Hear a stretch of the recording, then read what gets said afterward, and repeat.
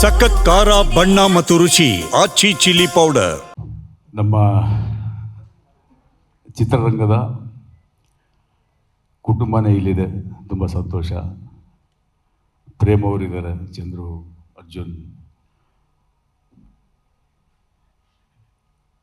ಒಂಥರ ಈ ಥರ ಚಿತ್ರರಂಗದಲ್ಲಿ ಈ ಥರ ಕಾರ್ಯಕ್ರಮಗಳು ತಿಂಗಳಲ್ಲಿ 3-4 ಸುಮಾರು ನಡೀತಾ ಇರೋದು. ಈಗ ಅದು ಶುರುವಾಗಿದೆ. ಅದು ತುಂಬ ಸಂತೋಷ.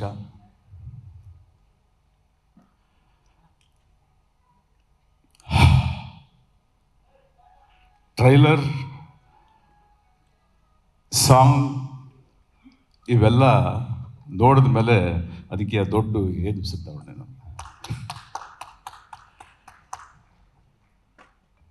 ಅಫ್ಕೋರ್ಸ್ ಸುದೀಪ್ ಅವರು ಕಷ್ಟಜೀವಿ, ಟೈಮಿಂಗ್ ಅನ್ನೋದನ್ನು ಅಫ್ಕೋರ್ಸ್ ಪಾಪ ಸುಮಾರು ಜನ ಕಲಾವಿದರು ಎಲ್ಲರೂ ಹಂಚ್ಕೊಂಡ್ರು. ನಾನು ಅವರು ಚಿತ್ರರಂಗಕ್ಕೆ ಬರೋದಕ್ಕೆ ಮುಂಚೆಯಿಂದ ಚಿತ್ರರಂಗಕ್ಕೆ ಬಂದ ಮೇಲಿಂದನೂ ನೋಡ್ತಾ ಇದ್ದೀನಿ. ಅವ್ರ ಟೈಮ್ ಅಂದರೆ ಟೈಮ್. ಬರೀ ಶೂಟಿಂಗ್ ಇದ್ದರೆ ಅಂತಲ್ಲ, ಬೇರೆ ಯಾವುದೇ ಕಾರ್ಯಕ್ರಮಗಳಿಗಾಗಲಿ, ಒಂದು ಯಾವುದೇ ಫಂಕ್ಷನ್ಗೆ ಬರ್ತೀನಿ ಅಂದ್ರೂ ಆ ಟೈಮ್ಗೆ 100% ಬರ್ತಾರೆ. Unless until for some reasons maybe. ಕಲಾವಿದರನ್ನ ಎಂಕರೇಜ್ ಮಾಡೋದಾಗಲಿ ಸೆಟ್ಟಲ್ಲಿ, ಅಥವಾ ಆ ಒಂದು ಇನ್ಸ್ಪಿರೇಷನ್ ಅಂತ ಹೇಳ್ತೀನಿ. ನಾನು ಒಬ್ಬ ಕಲಾವಿದನಾಗಿ ಸುದೀಪ್ ಅವ್ರ ಜೊತೆಯಲ್ಲಿ ಒಂದು ಚಿತ್ರ ಮಾಡಿದ್ದೆ, ಒಂದು ಫುಲ್ ಲೆಂತ್ ಸಿನಿಮಾ. ನನಗೂ ಆ ಅನುಭವ ಆಗಿತ್ತು. ಇಷ್ಟೊತ್ತಿಗೆ ಬಂದ್ಬಿಡ್ತಾರೆ, ಹೌದಾ, ಅವ್ರು ಬರ್ತಾರೆ, ಬಂದರು. ಸೊ ಈ ಥರ ಆ ಒಂದು ಚಿತ್ರ ಹೆಂಗೆ ಮುಗೀತು ಗೊತ್ತಿಲ್ಲ. ಅಲ್ಲಿ ನಮ್ಗೆ ಈ ಥರ ಮಾಡೋಣ, ಈ ಥರ ಮಾಡೋಣ. ಸೊ ಆ ಒಂದು ದೊಡ್ಡ ಸ್ಟಾರು ಇಲ್ಲ, ಅದೆಲ್ಲ ಮಾಧ್ಯಮ ಮತ್ತು ಜನಗಳ ಮನಸ್ಸಲ್ಲಿರುತ್ತೆ ಅಷ್ಟೇ. ಅವ್ರು ದೊಡ್ಡ ಸ್ಟಾರ್ ಅಂತ ಅವ್ರಿಗೆ ಗೊತ್ತೇ ಇಲ್ಲ ಇವತ್ತಿಗೂ, ನನಗೆ ಗೊತ್ತಿರೋಂಗೆ. ಆ ರೀತಿ ಸೆಟ್ಟನ್ನು ಯಾವ ಥರ ಒಂದು ಅಟ್ಮಾಸ್ಫಿಯರ್ ಕ್ರಿಯೇಟ್ ಮಾಡ್ತಾರೆ ಅಂದರೆ, ಅಲ್ಲಿ ಒಬ್ಬೊಬ್ಬರ ಮೈಂಡಲ್ಲಿ ಏನೇನೋ ಓಡ್ತಾ ಇರುತ್ತೆ. ಅದನ್ನೆಲ್ಲ ಕಲೆಕ್ಟಿವ್ ಆಗಿ ಸೆಟ್ ಮಾಡಿ ಶೂಟಿಂಗ್ ಮುಖ್ಯ. ಎಲ್ಲರ ಗಮನ ಸೆಳೆದು ತಮಾಷೆ ಮಾಡಿ ಅದನ್ನು ಎಷ್ಟು ಚೆನ್ನಾಗಿ ಆ ಒಂದು ಸೆಟ್ಟನ್ನು ಖುಷಿಯಾಗಿಟ್ಟು ಅಲ್ಲಿ ಆಗಬೇಕಾದ ಕೆಲಸನ ಆನ್ ಟೈಮ್ ಮುಗಿಸ್ಕೊಳ್ಳೋದಕ್ಕೆ ಆ ಪ್ರಯತ್ನ ಇದೆಯಲ್ಲ, ಹ್ಯಾಟ್ಸ್ ಆಫ್ ಸುದೀಪ್ ಅವರೇ. ಅವತ್ತು ನೋಡ್ತಾ ಇದ್ದೀನಿ, ಇವತ್ತು ನೋಡ್ತಾ ಇದ್ದೀನಿ, ಅದನ್ನು ಕೇಳ್ತಾ ಇದ್ದೀನಿ. ನಾನು ನೋಡೋದಲ್ಲ, ಇವತ್ತು ಅಂದರೆ ಎಷ್ಟೋ ಹೊಸ ಪ್ರತಿಭೆಗಳು ಬಂದು ನಿಮ್ಮನ್ನು ಅದ್ರ ಬಗ್ಗೆ ಮಾತಾಡುವಾಗ ನನಗೆ ತುಂಬ ಖುಷಿ ಆಯಿತು. ಈ ಥರ ಸುದೀಪ್ ಅವ್ರ ಬಗ್ಗೆ ಮಾತಾಡ್ತಾ ಹೋದರೆ ತುಂಬ ಮಾತಾಡ್ಬೋದು. ಈ ಚಿತ್ರದ ಮುಖ್ಯವಾಗಿ ನಿರ್ದೇಶಕರು, 2ನೇ ಚಿತ್ರ ಅವ್ರದ್ದು, ತುಂಬ ಚೆನ್ನಾಗಿ ಮಾಡಿದ್ದಾರೆ. ಮೊದಲನೇ ಚಿತ್ರ ತುಂಬ ದೊಡ್ಡ ಹಿಟ್ಟಾಗಿ ಕನ್ನಡದಲ್ಲಿ, 2ನೇ ಚಿತ್ರ ತುಂಬ ಚೆನ್ನಾಗಿ ಮಾಡಿದ್ದಾರೆ. ಪ್ರೊಡ್ಯೂಸರ್ ಬಂದು ಸತ್ಯಜ್ಯೋತಿ ಫಿಲಿಮ್ಸ್, ತ್ಯಾಗರಾಜನ್ ಅಂದರೆ ತಮಿಳ್ನಾಡಲ್ಲಿ ತುಂಬ ದೊಡ್ಡ ಬ್ಯಾನರ್, ತುಂಬ ದೊಡ್ಡ ಪ್ರೊಡ್ಯೂಸರ್ ಅವರು ಕನ್ನಡ ಚಿತ್ರರಂಗದಲ್ಲಿ ಕನ್ನಡ ಪಿಕ್ಚರ್ ಈಗ ಸುದೀಪ್ ಅವ್ರ ಜೊತೆ ಮಾಡಿದ್ದಾರೆ. ತುಂಬ ಸಂತೋಷ. ಅವ್ರಿಗೆ ನಾನು ಇದೇ ಥರ ಹಲವಾರು ಚಿತ್ರಗಳನ್ನ ಮಾಡ್ತಾಯಿರಿ ಅಂತ ನಾನು ಸ್ವಾಗತಿಸ್ತೀನಿ. ಯಾಕೆ ಹೇಳ್ತೀನಿ ಅಂದರೆ, ಅಫ್ಕೋರ್ಸ್ ಎಲ್ಲ ಚಿತ್ರರಂಗದಲ್ಲಿ, ಎಲ್ಲ ರಾಜ್ಯದಲ್ಲಿ ಆ ಒಂದು ಕೋಪ್ರೇಷನ್ ಸಿಗುತ್ತೆ. ಬೇರೆ ನಾಡಿಂದ ಬಂದು ನಿರ್ಮಾಣ ಮಾಡುವಂಥ ನಿರ್ಮಾಪಕರಿಗೆ ಆ ಪ್ರೋತ್ಸಾಹ ಸಿಗುತ್ತೆ, ಆದರೆ ಕರ್ನಾಟಕದಲ್ಲಿ ಜಾಸ್ತಿ ಸಿಗುತ್ತೆ. ಸೊ ಹಾಗಾಗಿ ಅವ್ರಿಗೂ ನನ್ನ ವಿಷಯನ ತಿಳಿಸ್ತಾ, ಈ ಚಿತ್ರದಲ್ಲಿ ಮಾಡಿದಂಥ ಎಲ್ಲ ಕಲಾವಿದರು, ಹಾಗೆ ಅಜನೀಶ್ ಆಗ್ಬೋದು, ಈ ಟ್ರೈಲರ್ನ ನೀವು ಇನ್ನೊಂದ್ಸರಿ ಹಾಕಿ ಅಂತ ನೀವು ಕೇಳಿದ್ರಿ. ನನಗೆ ಮನಸ್ಸಾಗಿ ಇತ್ತದು, ಇನ್ನೊಂದ್ಸರಿ ಹಾಕ್ಸ್ಬೇಕಾಯ್ತು, ಇನ್ನೊಂದ್ಸರಿ ಹಾಕ್ಸಿದ್ರೆ ಚೆನ್ನಾಗಿರುತ್ತೆ. ಎಲ್ಲರ ಮನಸ್ಸಲ್ಲೂ ಇತ್ತು ಅಲ್ವಾ? ಸೊ ನಿಜವಾಗಲೂ ಇಟ್ ವಾಸ್ ಅಮೇಝಿಂಗ್. ಅಫ್ಕೋರ್ಸ್ ನಾನು ಹೇಳಿದಾಗೆ ಸುದೀಪ್ ಅವ್ರ ನಟನೆ ಬಗ್ಗೆ ನಾನು ಅದು ಹೊಸದಾಗಿ ಏನು ಹೇಳೋದು ಬೇಡ. 1-2 ನಿಮಿಷ ಜಾಸ್ತಿ ತಗೋತೀನಿ ಮಾತಾಡೋದಕ್ಕೆ. ಪ್ಲೀಸ್ ಸರ್, ನೀವು ಮಾತಾಡ್ಬೇಕು ಸರ್. ಯಾಕೆಂದರೆ ಇವತ್ತಿನ ಚಿತ್ರರಂಗದ ಸ್ಥಿತಿಗತಿ ಯಾವ ರೀತಿ ಇದೆ ಅಂದರೆ, ನಾವು ಒಂದು 2-3 ಜನ್ರೇಷನಿಂದ ಚಿತ್ರರಂಗ ನೋಡ್ಕೊಂಡು ಬರ್ತಾ ಇದ್ದೀವಿ. ಈ ಸ್ಪೀಡು, ಈ ಎನರ್ಜಿನ ಇದ್ದಾಗ ನಾವು ಚಿತ್ರಗಳನ್ನ ತುಂಬ ಮಾಡ್ತಾಯಿದ್ವಿ. ಆ ಸ್ಪೀಡು, ಆ ಎನರ್ಜಿ ಹಿಂಗೆ ಬಿದ್ದೋಯ್ತು. ಕಾರಣ ಏನೇನೋ ಇರ್ಬೋದೇನೋ. ಆದರೆ ಈ ಚಿತ್ರ ಶುರು ಮಾಡೋವಾಗ ಸುದೀಪ್ ಅವರು ಸಿಕ್ಕಿದಾಗ ಮಾತಾಡ್ತಾ ಹೇಳ್ತಾಯಿದ್ರು, ಈ ಥರ ಒಂದು ಪ್ರೋಗ್ರಾಮ್ ಮಾಡಿದ್ವಿ ಸರ್, ಈ ಥರ ಒಂದು ಪ್ಲ್ಯಾನ್ ಮಾಡಿದ್ದೀವಿ ಹೀಗೆ ಅಂದಾಗ, ಪ್ಲ್ಯಾನ್ ಎಲ್ಲರೂ ಮಾಡ್ಬೋದು. ಪ್ಲ್ಯಾನ್ ಮಾಡೋದಕ್ಕೂ ಎಕ್ಸಿಕ್ಯೂಟ್ ಆಮೇಲೆ ಪ್ಲ್ಯಾನ್ ಮಾಡೋದಕ್ಕೂ ಆ ಒಂದು ಎನರ್ಜಿ ಬೇಕು. ಆ ಪ್ಲ್ಯಾನ್ ಮಾಡೋದಕ್ಕೆ ಆ ಎನರ್ಜಿ ಇದ್ದಾಗ, ಆ ಪ್ಲ್ಯಾನಿಂಗ್ ಕರೆಕ್ಟಾಗಿ ಆದಾಗ ಸುದೀಪ್ ಅವರಿಗೆ ಎಕ್ಸಿಕ್ಯೂಷನ್ ಪ್ರೆಸೆಂಟೇಷನ್ ಮಾಡೋದಕ್ಕೆ ಅವರಿಗೆ ಆ ಟೀಮ್ ತುಂಬ ಚೆನ್ನಾಗಿದೆ. ಅವ್ರ ಹತ್ರ ಇರೋ ಟೀಮ್ ಆ ಥರ ಒಂದು ಟೀಮ್ನ ಸೆಟ್ ಮಾಡಿ ಇಟ್ಕೋತಾರೆ. ಯಾವಾಗ ಹೊಗಳ್ಬೇಕೋ ಒಳ್ಳೆ ಕೆಲಸ ಮಾಡಿದಾಗ ಹೊಗಳ್ತಾರೆ, ಯಾವಾಗ ತಪ್ಪಾದರೆ ಅದನ್ನ ತಿದ್ಕೊಳ್ಳೋದಕ್ಕೆ ಅವಕಾಶ ಕೊಡ್ತಾರೆ. ಅವಕಾಶ ಕೊಟ್ಟಾಗ ತಿದ್ಕೊಂಡಿಲ್ಲ ಅಂದರೆ ಅವ್ರನ್ನ ನೋಡೋದು ಇಲ್ಲ ತಿರ್ಗಾ ಇನ್ನೊಂದ್ಸರಿ ಅಂತ ಒಂದು ಕ್ಯಾರೆಕ್ಟರ್ ಸುದೀಪ್ ಅವರು. ಸೊ ಇಂಥ ಒಂದು ಸಂದರ್ಭದಲ್ಲಿ ಇವತ್ತಿನ ಕನ್ನಡ ಚಿತ್ರರಂಗದ ಸ್ಥಿತಿಗತಿ ಯಾವ ಥರ ಇದೆ ಅನ್ನೋದನ್ನು ನಮಗೆಲ್ಲರಿಗೂ ಗೊತ್ತಿದೆ. ಆದರೆ ಆ ಹೀಟ್, ಆ ಬಿಸಿ ಯಾರಿಗೆ ತಗಲ್ತಾ ಇದೆ ಅವ್ರಿಗೆ ಮಾತ್ರ ತುಂಬ ಗೊತ್ತಾಗುತ್ತೆ. ಇವತ್ತು ಕನ್ನಡ ಚಿತ್ರರಂಗ ಯಾವುದೋ ಒಂದು ಮೀಟಿಂಗ್ ಇತ್ತು ನಮ್ಮ ಚೇಂಬರಲ್ಲೆಲ್ಲ. ಮಾತಾಡುವಾಗ ಹಲವಾರು ಚಿತ್ರಗಳು ಬರಬೇಕು, ಮಾತಾಡಬೇಕು, ಅದು ಇದಂತ ಹೀರೋಗಳನ್ನ ಪ್ರೆಷರ್ ಮಾಡಬೇಕು, ಇಲ್ಲ ನಿರ್ದೇಶಕರನ್ನೆಲ್ಲ ಕರೆಸಿ ಮಾತಾಡಬೇಕು, ಇವೆಲ್ಲ ಮಾತಾಡ್ತಾ ಇದ್ದಾಗ ನಾನು ಹೇಳಿದೆ, ಅಫ್ಕೋರ್ಸ್ ಒಳ್ಳೆ ಪ್ರಯತ್ನನೇ. ಆದರೆ ನಮ್ಮಲ್ಲಿ ಎಷ್ಟು ಜನ ನಿರ್ದೇಶಕರಿದ್ದಾರೆ, ಎಷ್ಟು ಜನ ನಾಯಕರು ಇದ್ದಾರೆ ಅಂದರೆ ಇದ್ದಾರೆ ನಾಯಕರು, ಬಟ್ ಒಂದು ಇಮೇಜ್ ಇದ್ದು ಚಿತ್ರರಂಗನ ಪುಲ್ ಮಾಡೋವಂಥ ನಾಯಕ ನಟನ ಬಗ್ಗೆ ಮಾತಾಡ್ತಿದ್ವಿ.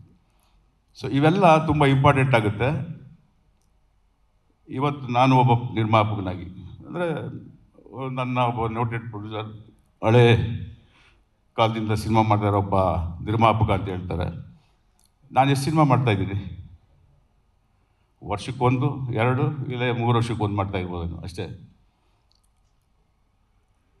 ಆದರೆ ನನ್ನಂಥ ನಿರ್ಮಾಪಕರು ಒಂದು 5 ಜನ ಇದ್ದರೆ ಎಲ್ಲ ಸೇರಿದ್ರು ಒಂದು 10-15 ಸಿನಿಮಾ ಮಾಡ್ತೀವಿ ನಾವು. 250 ಚಿತ್ರಗಳಿಗಿಂತ ಜಾಸ್ತಿ ಇವತ್ತು ಬಿಡುಗಡೆ ಆಗ್ತಾಯಿದೆ ನಮ್ಮ ಕರ್ನಾಟಕದಲ್ಲಿ. 250 ಚಿತ್ರಗಳಿಗಿಂತ ಜಾಸ್ತಿ ಆಗ್ತಾಯಿದೆ. ಆದರೆ ನಾವು ಹಳೆ ಪ್ರೊಡ್ಯೂಸರ್ಸು, ಹಳೆ ಡೈರೆಕ್ಟರ್ಸು ಅಂತ ಏನು ಹೆಸರು ಕೊಟ್ಟಿದ್ದಾರೆ ನಮಗೆ, ದೊಡ್ಡ ಪ್ರೊಡ್ಯೂಸರ್ಸು, ದೊಡ್ಡ ಡೈರೆಕ್ಟರ್ಸ್ ಅಂತ, ನಾವು ಚಿತ್ರರಂಗಕ್ಕೆ ಏನು ಕಾಂಟ್ರಿಬ್ಯೂಷನ್ ಕೊಡ್ತಾಯಿದ್ದೀವಿ? ಕಾಂಟ್ರಿಬ್ಯೂಷನ್ ನಮ್ಮದಲ್ಲ, ಆ 250 ಚಿತ್ರ ಮಾಡ್ತಾ ಇರೋ ಹೊಸ ಪ್ರೊಡ್ಯೂಸರ್ಸ್ದು ಕಾಂಟ್ರಿಬ್ಯೂಷನ್ ಚಿತ್ರರಂಗಕ್ಕೆ. ಅವರು ನಮ್ಮ ಕಾರ್ಮಿಕರಿಗೆ, ಕಲಾವಿದರಿಗೆ ಊಟ ಕೊಡ್ತಾ ಇರೋದು ಅವರು, ನಿಜವಾಗ್ಲೂ ನಾವಲ್ಲ. ನಾವು ಯಾವಾಗಲೂ ಹಬ್ಬಕ್ಕೆ ಊಟ ಕೊಡ್ತೀವಿ ಅಷ್ಟೇ. ಒಂದು ಹಬ್ಬ ಬಂದಾಗ ವರ್ಷಕ್ಕೆ 4, 5, 6 ಹಬ್ಬ ಬರ್ತಲ್ಲ, ಆಗ ನಾವು ದೊಡ್ಡ ನಿರ್ಮಾಪಕರು, ದೊಡ್ಡ ನಿರ್ದೇಶಕರು ಆವಾಗ ಊಟ ಕೊಡ್ತಾಯಿದ್ದೀವಿ ನಮ್ಮ ಚಿತ್ರರಂಗಕ್ಕೆ. ಅರ್ಥ ಆಯ್ತಾ? ಅದನ್ನು ಬ್ರೇಕ್ ಮಾಡಿದ್ದು ಮಾರ್ಕ್. ಬರಲಿ ಜೋರ್ ಚಪ್ಪಾಳೆ ಇದಕ್ಕೆ. ಇವತ್ತಿನ ಟ್ರೆಂಡಲ್ಲಿ ಸುದೀಪ್ ಅವರು ಇದನ್ನು ಹೇಳಿದರು. ನಾನು ಸತ್ಯವಾಗ್ಲೂ ಹೇಳ್ತೀನಿ, ಈ ಕತೆ ಒಂದು ಹೇಳಿದರು, ಬಟ್ ಆಗುತ್ತಾ ಇದು? ಬಟ್ ಇವ್ರು ಮಾಡ್ತಾರೆ, ಇವ್ರಿಗೆ ಸಪೋರ್ಟಿವ್ ಆಗಿ ಲೊಕೇಶನ್ಸ್ ಆಗ್ಬೋದು, ಎಲ್ಲ ಇವತ್ತಿನ ಮನ್ಸು ಮಾಡಿದ್ರೆ ಏನು ಬೇಕಾದ್ರೂ ಆಗುತ್ತೆ. ಬಟ್ ಅವರೊಬ್ಬರು ಶ್ರಮ ಪಟ್ಟರೆ ಆಗಲ್ವಲ್ಲ, ಅವ್ರ ಹತ್ರ ಒಂದು ಟೀಮ್ ಇಟ್ಕೊಂಡಿದ್ದಾರೆ. ಸೊ ಒಳ್ಳೇದಾಗಲಿ ಅಂತ ನಾನು ಅನ್ಕೊಂಬಂದೆ. ಸುದೀಪ್ ಅವರೇ, ನಿಮ್ಗೆ ಎಷ್ಟು ಥ್ಯಾಂಕ್ಸ್ ಹೇಳಿದ್ರು ಕಮ್ಮಿನೇ. ಏನಕ್ಕೆ ನಿಮ್ಮನ್ನೇ ಪಾಯಿಂಟ್ ಮಾಡಿ ಹೇಳ್ತೀನಿ ಅಂದರೆ, ನಿಮಗೆ ಗೊತ್ತು, ನಾನು ಇರೋದು ಓಪನ್ನಾಗಿ ಮಾತಾಡೋನು. ಒಬ್ಬ ಹೀರೋ ಇವತ್ತು ಬರೀ ಸ್ಕ್ರೀನ್ ಮೇಲಲ್ಲ, ಸೆಟ್ ಮೇಲೂ ಹೀರೋ ಆಗಿದ್ದರೆ ಈ ಥರ ಸಿನಿಮಾ ಮಾಡ್ಬೋದು. ತಮಾಷೆ ಅಲ್ಲ, ಯಾಕಂದ್ರೆ ನಾನು ಇವತ್ತು ಸಿನಿಮಾ ಮಾಡ್ತಾ ಇದ್ದೀನಿ, ಮಾಡೋಕ್ಕಾಗದೆ ಸುಮ್ಮನೆ ಆಗ್ಬಿಟ್ಟಿದ್ದೀನಿ. ನಾನು ಇಷ್ಟು ದೊಡ್ಡ ಸಿನಿಮಾನ 114 ದಿನ ಶೂಟಿಂಗ್ ಆಗ್ಬೋದು, 180-60 ಕಾಲ್ ಶೀಟ್ ಆಗ್ಬೋದು, ಲೊಕೇಶನ್ಸು ನೂರಾರು ಲೊಕೇಶನ್ಸು ಅಂತೀರಾ, ಇದನ್ನು ಮ್ಯಾಜಿಕ್ ಮಾಡಿದ್ರೂ ಆಗಲ್ಲ ಅಂತ ಅನಿಸುತ್ತೆ. ಇವತ್ತು ಸಿ ಜಿಯಲ್ಲೂ ಆ ಥರ ಒಂದು ನಾವು ಸೆಟ್ ಮಾಡ್ಕೊಂಡು ಮಾಡಿದ್ರು ಸಿ ಜಿ ವರ್ಕ್ ಮಾಡಬೇಕು ಅಂದ್ರೆ ಇವತ್ತು ನಿರ್ಮಾಪಕರಿಗೆ ನಿರ್ದೇಶಕರಿಗೆ ಗೊತ್ತು, ಅದೇ ಒಂದು 3 ತಿಂಗಳು 6 ತಿಂಗಳಿಗೆ ಟೈಮ್ ಬಿಡುತ್ತೆ. ನೀವು ಈ ಶಾರ್ಟ್ ಪೀರಿಯಡಲ್ಲಿ ಇಷ್ಟು ದೊಡ್ಡ ಸಿನಿಮಾನ ನೀವು ಮಾಡಿದ್ದೀರಾ ಅಂದರೆ ಇದು ಚಿತ್ರರಂಗದಲ್ಲಿ ಇವತ್ತಿಂದ ಇದು ಒಂದು ಟ್ರೆಂಡ್ ಸೆಟ್ಟರ್ ಅಂತ ಹೇಳಕ್ಕೆ ಇಷ್ಟಪಡ್ತೀನಿ. ಇದೊಂದು ಟ್ರೆಂಡ್ ಸೆಟ್ಟರ್ ಸರ್. ಇದು ಬರೀ ಕನ್ನಡ ಚಿತ್ರರಂಗಕ್ಕಲ್ಲ, ನಾನು ನೋಡ್ತಾ ಇದ್ದೆ ತೆಲುಗು, ತಮಿಳ್, ಮಲಯಾಳಂ, ಹಿಂದಿ ಈ ಥರ ಸರ್. ಇದು ನಿಮ್ಮ ಹಿಂದೆ ಇದು ಯಾವುದೋ ಮೊನ್ನೆ ಯಾವುದೋ ಒಂದು ಕಾರ್ ತಗೋಬೇಕು ಅಂತ ಯಾವುದೋ ತರಿಸ್ದೆ. ಅವ್ರು ಹೇಳ್ತಿದ್ರು ಏನೋ 8 ಪಿಸ್ಟನ್ನು ಏನೇನೋ ಎಷ್ಟು ಹಾರ್ಸ್ ಪವರ್ ಅಂತ. ನಿಮ್ಗೆ ಆ ದೇವರು ಅಷ್ಟು ಹಾರ್ಸ್ ಪವರು ಅಷ್ಟು ಎನರ್ಜಿ ನಿಮಗೆ ಕೊಟ್ಟವನೇ ಸರ್, ಸತ್ಯ ಹೇಳ್ತೀನಿ. ನಾನೊಬ್ಬ, ಯಾಕೆಂದರೆ ನಾನು ಈ ಚಿತ್ರರಂಗದಲ್ಲಿ ಸಿನಿಮಾ ಮಾಡೋದಕ್ಕೆ ಇವತ್ತಿನ ಪರಿಸ್ಥಿತಿಯಲ್ಲಿ ಬಂದು ಕುಂತ್ಕೊಂಡು ಕತೆ ಡಿಸ್ಕಸ್ ಮಾಡಿ ಎಕ್ಸಿಕ್ಯೂಷನ್ ಮಾಡಬೇಕು, ಅದನ್ನು ಕಾರ್ಯರೂಪಕ್ಕೆ ತಂದು ಸೆಟ್ಗೆ ಹೋಗಬೇಕು ಅಂತಲೇ 6 ತಿಂಗಳು ಬೇಕು ನನಗೆ ಇವತ್ತು. ಇದನ್ನು ಕರೆಕ್ಟಾಗಿ ನಿಮ್ಮಂಗೆ ಒಬ್ಬ ಹೀರೋ, ಒಂದು ಡ್ರೈವಿಂಗ್ ಫೋರ್ಸ್ ಅಂತ ಏನು ಹೇಳ್ತೀವಿ, ಆ ಡ್ರೈವಿಂಗ್ ಫೋರ್ಸ್ ನೀವಾಗಿರೋದ್ರಿಂದ ಈ ಚಿತ್ರ ಇವತ್ತು ಇಷ್ಟು ಬೇಗ ಮುಗಿದು ಇಷ್ಟು ದೊಡ್ಡ ಚಿತ್ರನ ಇಷ್ಟು ಲೊಕೇಶನ್ಸ್ಗಳಾಗ್ಬೋದು, ಇಷ್ಟು ಕಾಲ್ ಶೀಟ್ ಆಗ್ಬೋದು. ಕಾಲ್ ಶೀಟ್ ಆಗುತ್ತೆ ಅಂದರೆ ಆಗುತ್ತೆ, ಅಫ್ಕೋರ್ಸ್ ಕಾಲ್ ಶೀಟಿಗೆ ನಾವು ಪ್ರೊಡ್ಯೂಸರ್ ದುಡ್ಡು ಕೊಡ್ಬೋದು. ಆದರೆ ಕೆಲಸ ಮಾಡೋರು ಇದಾರಲ್ಲ 24/7, ಅವರನ್ನು ನಾವು ನಿಜವಾಗ್ಲೂ ಹೇಳ್ತೀನಿ, ವಿ ಕಾಂಟ್. ಖಂಡಿತವಾಗ್ಲೂ ದುಡ್ಡು ಕೊಡ್ಬೋದು ನಾವು. ಆ 24/7 ಕೆಲಸ ಮಾಡಿಕೊಂಡು ಯಾರು ಹೇಳ್ತಾಯಿದ್ರಿ ಅಲ್ಲೇ ಟ್ರೀಟ್ಮೆಂಟ್ ತೊಗೊಂಡು ಶೂಟಿಂಗ್ ಮಾಡ್ತಾಯಿದ್ವಿ ಅಂತ. ನಾನು ಏನಕ್ಕೆ ಇಷ್ಟು ಡೀಪಾಗಿ ಮಾತಾಡ್ತಾ ಇದ್ದೀನಿ ಅಂದರೆ ಇದನ್ನೆಲ್ಲ ನಾವು ಮುಂಚೆ ಮಾತಾಡ್ತಾ ಇದ್ವಿ, ನೋಡ್ತಾ ಇದ್ವಿ, ಅನುಭವಿಸ್ತಾ ಇದ್ವಿ. ಈಗ ಈ ಚಿತ್ರನ ನಾನು ನೋಡಿದ ಮೇಲೆ, ಕೇಳಿದ ಮೇಲೆ, ಇದನ್ನು ನಾನು ಕಣ್ಣಾರೆ ನೋಡಿ ಅನುಭವಿಸಿದ ಮೇಲೆ ನಿಜವಾಗ್ಲೂ ಹೇಳ್ತೀನಿ ಸರ್, ದಯವಿಟ್ಟು ಫಸ್ಟು ನಿಮ್ಮಿಂದನೇ ಶುರು ಆಗಿದೆ, ನಿಮ್ಮಿಂದನೇ ಇದು ಇನ್ನೂ ಹಂಗೆ ಕಂಟಿನ್ಯೂ ಆಗಲಿ ಸರ್. ದಯವಿಟ್ಟು ವರ್ಷಕ್ಕೆ 2 ಚಿತ್ರ ನಮ್ಮ ಚಿತ್ರರಂಗಕ್ಕೆ ಕೊಡಿ ಸರ್, ಪ್ಲೀಸ್. ನಮ್ಮ ಚಿತ್ರರಂಗ ಅಂದರೆ ನೀವು ಮಾಡೋ ಚಿತ್ರಗಳು ಇಡೀ ನಮ್ಮ ಕರ್ನಾಟಕದ ಜನದಲ್ಲಿ ನಿಮಗೆ ಅಭಿಮಾನಿಗಳು ಸಾವಿರಾರು ಜನ, ಲಕ್ಷಾಂತರ ಜನ ಇದ್ದಾರೆ, ಇಲ್ಲ ಅಂತೇಳಿಲ್ಲ. ಇದು ಅದೇ ಥರ ಒಂದು ಹಿಡನ್ ಫ್ಯಾನ್ಸ್, ಹಿಡನ್ ಆಡಿಯನ್ಸ್ ನಿಮಗೆ ಎಲ್ಲ ರಾಜ್ಯದಲ್ಲೂ ಇದ್ದಾರೆ ಸರ್. ದಯವಿಟ್ಟು ಮರಿಬೇಡಿ, ದಯವಿಟ್ಟು ಮಾಡಿ. ಈ ಥರ ಚಿತ್ರಗಳು ಮಾಡೋದ್ರಿಂದ ನೀವು ಒಂದು ವರ್ಷದಲ್ಲಿ 2 ಚಿತ್ರ ಮಾಡೋದ್ರಿಂದ ಲಕ್ಷಾಂತರ ಜನ, ಸಾವಿರಾರು ಜನ ಅಲ್ಲ ಸರ್ ನಾನು ಹೇಳ್ತಾ ಇರೋದು. ಯಾಕಂದರೆ ನನಗೆ ಗೊತ್ತು, I am not only A producer, I am A distributor and exhibitor. ಎಲ್ಲಿ ನಾವಿಲ್ಲಿ ಪ್ರೊಡಕ್ಷನ್ ಅಂತೀವಿ, ಬರೀ ಇಷ್ಟೇ ಲೆಕ್ಕ ಹಾಕ್ತೀವಿ. ಬಿಡುಗಡೆಯಾಗಿ ಗೇಟ್ ಕೀಪರಿಂದ ಎಲ್ಲರೂ ಊಟ ಮಾಡ್ತಾರೆ ಸರ್. ಇದರಿಂದ ಲಕ್ಷಾಂತರ ಜನ. ಇದನ್ನು ನಾನು ಒಬ್ಬ ಚಿತ್ರರಂಗದಲ್ಲಿ ಹಿತೈಷಿಯಾಗಿ ನಾನು ಹೇಳ್ತೀನಿ, ಎಲ್ಲ ಹೀರೋಗಳು, ನಾಟ್ ಓನ್ಲಿ ಕನ್ನಡ ನಾನು ಹೇಳ್ತಾ ಇರೋದು, ತೆಲುಗು, ತಮಿಳ್, ಮಲಯಾಳಂ ಎಲ್ಲ ಚಿತ್ರರಂಗದಲ್ಲಿ ಈ ಥರ ಬರೀ ಕನ್ನಡ ಇಂಡಸ್ಟ್ರಿಗೆ ಮಾತ್ರ ನೀವು ಸ್ಫೂರ್ತಿಯಾಗಿಲ್ಲ ಸರ್. ಇಡೀ ಇಂಡಿಯನ್ ಸಿನಿಮಾ ಪ್ರೊಡ್ಯೂಸರ್ಸ್ಗಾಗ್ಬೋದು, ಡೈರೆಕ್ಟರ್ಸ್ಗಾಗ್ಬೋದು, ನಾಯಕ ನಟರಿಗಾಗ್ಬೋದು, ಎಲ್ರಿಗೂ ನೀವು ಇನ್ಸ್ಪೈರ್ ಆಗಿದ್ದೀರಾ ಸರ್. ನೀವೇ ಇನ್ಸ್ಪಿರೇಷನ್ ಅವ್ರಿಗೆಲ್ಲ. ಅದನ್ನು ಒಂದು ಚಾಲೆಂಜಿಂಗ್ ಆಗಿ ತಗೊಂಡು ಎಲ್ಲರೂ ಮಾಡಿದ್ರೆ ನಮ್ಮ ಇವತ್ತಿನ ಚಿತ್ರರಂಗ ಯಾರ ಮೇಲೆ ಡಿಪೆಂಡ್ ಆಗಿದೆ ಅನ್ನೋದು. ಯಾಕಂದರೆ ದೊಡ್ಡ ದೊಡ್ಡ ಸಿನಿಮಾ ಮಾಡ್ತಾ ಇರ್ತೀವಿ, ಯಾರ ಮೇಲೆ ಡಿಪೆಂಡ್ ಆಗಿದ್ದೀವಿ ಸರ್ ಇವತ್ತು ನಾವು? OTT ಅಂತೀವಿ. OTT ನಮ್ಮನ್ನು ಬಾಚಿ ತಪ್ಕೊಂತು ಫಸ್ಟು. ಇವಾಗ ಗೇಟಿಂದ ಆಚೆ ನಿಲ್ಲಿಸೋರು ನಮ್ಮನ್ನು ಜ್ಞಾಪಕ ಇಟ್ಕೋಬೇಕು ಸರ್. ನಾವೆಲ್ಲ ಫಸ್ಟು ಬಾಚಿ ತಪ್ಕೊಂಡ್ರು. ಅರೆ, ಇಂಥ ಒಂದು ಶಕ್ತಿ ಸಿಗ್ತಲ್ಲ ನಮಗೆ ಅಂದ್ಕೊಂಡ್ವಿ ನಾವು. ಇವತ್ತು ನಮ್ಮನ್ನು ಗೇಟಿಂದ ಒಳಗೆ ಬರೋದಕ್ಕೆ ಅಪಾಯಿಂಟ್ಮೆಂಟ್ ತೊಗೊಂಡೋಗ್ಬೇಕು ನಾವು. ಯಾಕಂದರೆ ಚೆನ್ನಾಗಿ ಬೆಳೆದ್ರು ನಮ್ಮಿಂದ. ಇವಾಗ ನಾವು ಬೇಕಾಗಿಲ್ಲ ಅವ್ರಿಗೆ. ಅದನ್ನು ಬ್ರೇಕ್ ಮಾಡಬೇಕು ಅಂದರೆ ನೀವು ಏನು ಟ್ರೆಂಡ್ ಸೆಟ್ ಮಾಡಿದ್ದೀರಾ ಸರ್, ಅದನ್ನು ಪ್ರೇಮ್ ಅವರಾಗಲಿ, ಮಿಕ್ಕಿದ ನಮ್ಮೆಲ್ಲ ನಿರ್ದೇಶಕರು, ನಾನು ಅದೇ ಹೇಳೋದು, ವರ್ಷಕ್ಕೆ 2 ಪಿಕ್ಚರ್ ಮಾಡಿ ಸರ್, ಆಗುತ್ತೆ ನಿಮ್ಮ ಕೈಯಲ್ಲಿ. ಅವಾಗ ಅವ್ರು ತಿರ್ಗಾ ವಾಪಸ್ ಬರ್ತಾರೆ ನಮಗೆ. ನಮ್ಮ ಬಾಕ್ಸ್ ಆಫೀಸ್ ಅಂತ ಏನು ಹೇಳ್ತೀವಿ, ನಮ್ಗೆ ಇರೋದು ಎರಡೇ ಸೋರ್ಸ್, ರೆವೆನ್ಯೂ ಕಲೆಕ್ಟ್ ಮಾಡೋದು ಎರಡೇ ಸೋರ್ಸ್ ನಮಗೆ. ಒಂದು ಬಾಕ್ಸ್ ಆಫೀಸ್, ಇನ್ನೊಂದು OTT ಡೋರ್ ಕ್ಲೋಸ್. ಕನ್ನಡ ಚಿತ್ರ ಓಪನ್ ಆಗಿ ಹೇಳ್ತಾರೆ ಅವರು, ಕನ್ನಡ ಚಿತ್ರಗಳು ತಗೊಳ್ಳಲ್ಲ ನಾವು. ಏನಾಗಬೇಕು 250 ಚಿತ್ರ ಮಾಡಿರೋಂಥ ನಿರ್ಮಾಪಕರು ನೆಕ್ಸ್ಟ್ ಮಾಡ್ಬೇಕು ತಾನೆ ಅವರು. ಇದು ಬರೀ ಕರ್ನಾಟಕದಲ್ಲಾಗದೆ ಶುರು ಆಗಿದೆ ಅಂದ್ಕೊಬೇಡಿ, ಎಲ್ಲ ರಾಜ್ಯದಲ್ಲೂ ಈ ಥರ ಆಗಿದೆ ಈಗ.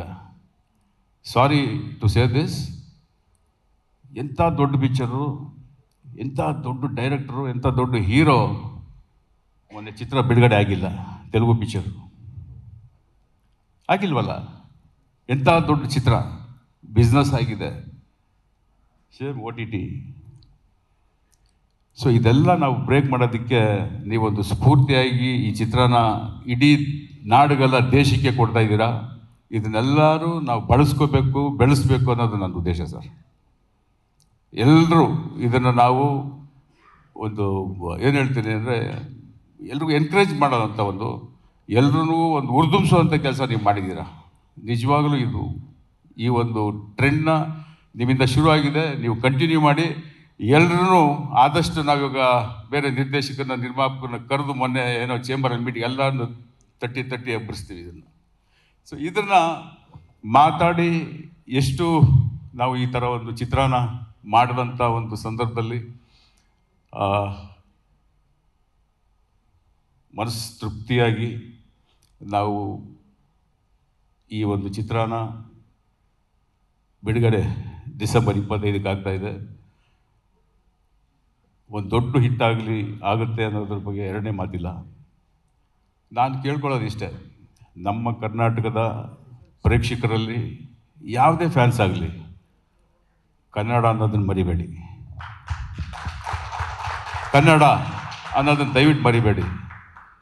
ಆ ಫ್ಯಾನ್, ಆ ಹೀರೋ, ಈ ಹೀರೋ ಆ ಹೀರೋ ಅನ್ನೋದನ್ನೆಲ್ಲ ದಯವಿಟ್ಟು ಇರಲಿ, ಮನಸ್ಸಲ್ಲಿ ಅಭಿಮಾನ ಇಟ್ಕೊಳ್ಳಿ, ಬೇಡನಲ್ಲ. ಅದನ್ನು ಪಾಸಿಟಿವ್ ಆಗಿ ಆಚೆ ತೋರಿಸಿ ಎಲ್ಲ ಕನ್ನಡ ಚಿತ್ರಗಳನ್ನು ಬೆಳೆಸಿ, ಎಲ್ಲ ಕನ್ನಡ ಚಿತ್ರಗಳನ್ನು ನೋಡಿ, ಅದರಲ್ಲೂ ಥಿಯೇಟ್ರಲ್ಲೇ ನೋಡಿ. ನನ್ನ ರಿಕ್ವೆಸ್ಟ್ ಇದು. ಥಿಯೇಟ್ರಲ್ಲಿ ನೋಡಿದಾಗ ನಿಮ್ಗಾಗೋ ಅನುಭವ ಬೇರೆ. ಅದು ನಾನು ಥಿಯೇಟ್ರಲ್ಲಿ ಲಕ್ಷಾಂತರ ಜನ ಜೀವನ ಮಾಡ್ತಾರೆ, ಅದರಲ್ಲಿ ಯಾವುದೋ ಪೈರಸಿಯಲ್ಲಿ ಎಲ್ಲೋ ನೋಡೋದ್ರಿಂದ ಪ್ರಯೋಜನ ಆಗಲ್ಲ, ಚಿತ್ರರಂಗ ಬೆಳೆಯೋದಿಲ್ಲ. ಸೊ ದಯವಿಟ್ಟು ಎಲ್ಲರೂ ಚಿತ್ರಮಂದಿರದಲ್ಲೇ ಚಿತ್ರ ನೋಡಿ, ಎಲ್ಲ ಕನ್ನಡ ಚಿತ್ರಗಳನ್ನ ಪ್ರೋತ್ಸಾಹ ಮಾಡಿ. ಕೊನೆಯದಾಗಿ ನಾನು ಹೇಳೋದು ಒಂದೇ ಮಾತು, mark my word, Mark will make Max collection and big hit. Thank you very much. Thank you so much ಅಣ್ಣ. ನಿಮ್ಮ ನೋವನ್ನು ಹಂಚ್ಕೊಂಡಿದ್ದೀರಿ, ಅನುಭವದ ಮಾತುಗಳನ್ನು ಆಡಿದಿರಿ. ನಿಮ್ಮ ಆಸೆಯಂತೆ ಈ ನಮ್ಮ ಕನ್ನಡ ಚಿತ್ರರಂಗದಲ್ಲಿ ಮಾತ್ರ ಹೊಸ ಅಲೆ ಅಲ್ಲ, ಇಡೀ ಇಂಡಿಯನ್ ಚಿತ್ರರಂಗದಲ್ಲಿ ಹೊಸ ಅಲೆಯನ್ನು ಸೃಷ್ಟಿ ಮಾಡಿದ್ದಾರೆ ಈಗ ನಮ್ಮ ಕಿಚ್ಚ ಬ್ರೋ. ಡೆಫಿನೆಟ್ಲಿ ನಿಮ್ಮ ಮಾತಿನಂತೆ ವರ್ಷಕ್ಕೆ 2 ಸಿನಿಮಾಗಳು ಬರಬೇಕು ಅಂತ ಬರೀ ನಿಮ್ಮಿಂದ ಅಲ್ಲ, ಇಡೀ ಕರ್ನಾಟಕ, ಇಡೀ ಇಂಡಿಯಾದಿಂದ ಕೇಳ್ಕೊತಿರೋದು. Kichcha bro, 2 films per year. ಜೋರ್ ಚಪ್ಪಾಳೆ ಬರಲಿ for that. Thank you so much Rockline sir.